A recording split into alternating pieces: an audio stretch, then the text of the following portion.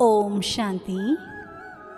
श्रीमद् भगवत गीता एक ऐसी अद्भुत ज्ञान नैया है जो मनुष्य आत्माओं को सभी विकारों से मुक्त कर इस पाप की दुनिया से पार ले जाती है। तीसरे अध्याय के 42वें श्लोक में परमात्मा अर्जुन को समझाते हैं कि इंद्रियों को शरीर से श्रेष्ठ कहते हैं। इंद्रियों से भी श्रेष्ठ मन है। मन से श्रेष्ठ होती है बुद्धि, और बुद्धि से भी अत्यंत श्रेष्ठ है आत्मा।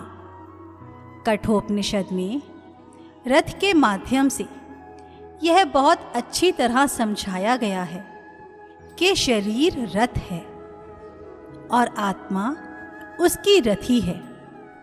बुद्धि सारथी है, मन लगाम है और इंद्रियां घोड़े हैं। इसलिए हम डेड बॉडी को अर्थी भी कहते हैं, क्योंकि अब वह शरीर बिना रथी के है।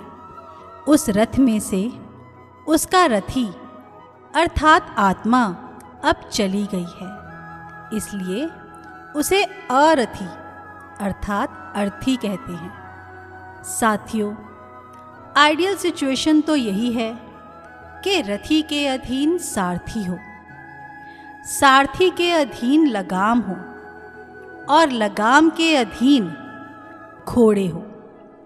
लेकिन इसके विपरीत यदि मन और बुद्धि पर आत्मा का कंट्रोल नहीं होता तो इंद्रियां मन और बुद्धि को धोखा देकर उसे बलपूर्वक उसे बुराई रूपी विषय भोगों में फंसाकर गड्ढे में गिरा देती है, जिसके कारण मनुष्य को यह तो पता होता है कि वह गलत काम कर रहा है और इस गलत काम का परिणाम भी गलत ही होगा, फिर भी वह इंद्रियों के वश होकर गलत काम को करता ही रहता है।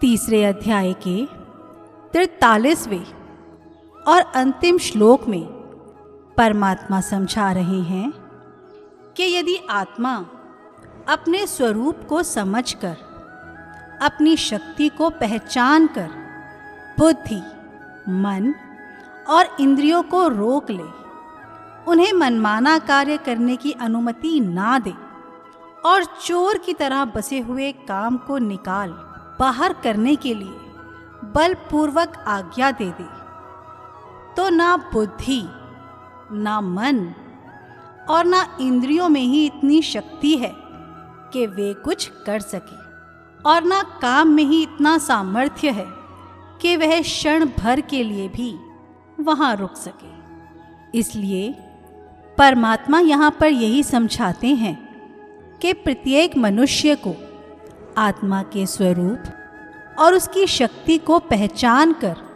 बुद्धि, मन और इंद्रियों को अपने वश में करना चाहिए। इसी के साथ गीता का तीसरा अध्याय यहाँ पर समाप्त होता है। ओम शांति।